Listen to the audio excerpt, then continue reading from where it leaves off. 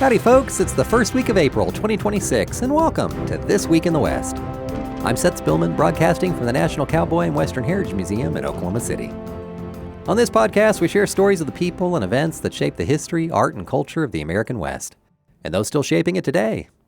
Today's story begins just down the highway from us in Norman, Oklahoma, with a boy who never planned on becoming a movie star, but would go on to redefine what a Western hero could be. He was just happy to survive a tough childhood and then find whatever job he could as he grew up. He dropped out of high school and then worked in the oil fields. He drove trucks, then found some direction in military service. But after stints in World War II and Korea, the bumpy path the boy was on eventually led to stage and screen. And that boy, James Garner, never lost sight of the Oklahoma roots that reared him. Today we remember Garner, a member of our Hall of Great Western Performers here at the Cowboy, on the week of his birth, April 7th, 1928. He was born James Scott Bumgarner. By age 5, he had lost his mother and was abused by one of his stepmothers. Leaving school early, he served in the Merchant Marine during World War II, though chronic seasickness cut that career short. Not long after, he joined the California Army National Guard and was later called into active duty for service in the Korean War. Garner spent 14 months in combat and was wounded twice. He earned 2 Purple Hearts and the Combat Infantryman Badge. When he later reflected on the experience, Garner rarely romanticized it. He simply said, "It was cold and hard. I was one of the lucky ones." After returning from Korea, Garner found himself back in California, unsure of what direction his life might take. He tried acting, and by 1954, a friend had helped him land a very small role in the Broadway production of the Caine Mutiny court-martial. How small? Well, he didn't have any lines. But night after night, he watched actor Henry Fonda perform. Garner later said that simply observing Fonda, another member of our Hall of Great Westerners, taught him one of the most important lessons he ever learned about acting: subtlety. That quiet, natural style would soon become Garner's signature. Television was booming in the 1950s, and Garner began picking up small roles in commercial work. But his big break came in 1957 when he was cast as Bret Maverick in the iconic television western Maverick.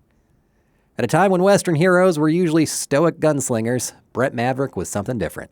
He was a professional gambler who talked and smirked his way through trouble instead of drawing guns at high noon. Audiences loved it.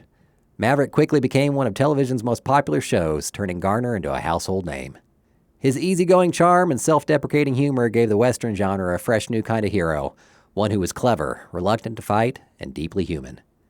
But Garner wasn't content to stay in one place for long. After leaving Maverick amid a contract dispute with Warner Brothers, he moved into film and quickly built a career spanning multiple genres. At a 2001 tribute to Garner, Clint Eastwood credited the actor as one of the first stars to make the successful leap to the big screen. Eastwood said, "Nowadays, television actors become movie stars all the time, but back then, in the late 50s, it wasn't easy. There was a sort of prejudice, the theory being that if you saw him every week on television for free, why would you pay to see him in a movie?" He appeared in the major 1963 film The Great Escape, a personal favorite, alongside Steve McQueen and an all-star cast in one of the most famous World War II films ever made. He starred opposite Doris Day in hit comedies like The Thrill of It All and Move Over, Darling. And in 1964, he delivered what he later called his favorite performance in the anti-war drama The Americanization of Emily with Julie Andrews. Garner's career in film continued through the 1960s, creating fan-favorite westerns, including Support Your Local Sheriff, a comedic western that perfectly captured his blend of humor and heroism. But television would call him back again.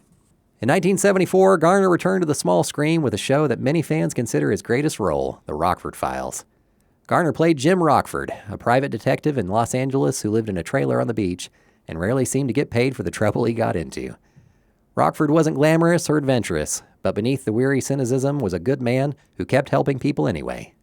The role earned Garner an Emmy Award in 1977 and cemented his reputation as one of television's most beloved actors.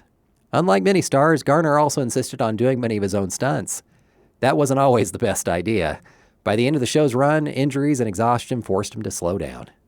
In 1985, he received his only Academy Award nomination for the romantic comedy Murphy's Romance, starring opposite Sally Field. He appeared in Victor Victoria and Space Cowboys, and if romantic movies are your jam, you might know he played the older version of Ryan Gosling's character in the hit film The Notebook. In addition to that Emmy Award, he also received Golden Globes and a Lifetime Achievement Award from the Screen Actors Guild. But despite decades in Hollywood, Garner never quite lost the perspective of the Oklahoma kid who never planned to become famous. In interviews, he often said that fame wasn't something he particularly wanted. He was just trying to make a living. James Garner passed away on July 19, 2014, at the age of 86. Today, a bronze statue of Garner as Bret Maverick stands in his hometown of Norman, Oklahoma. And with that, we've pushed all our chips into the middle of another episode of This Week in the West. Our show is produced by Chase Spivey and written by Mike Kaler. Follow us and rate us on Apple Podcasts, wherever you hear us. That'll help us reach more people. Come visit us in Oklahoma City. You can buy tickets online at thecowboy.org/tickets. Got a question or a suggestion? Drop us an email at podcast@thecowboy.org.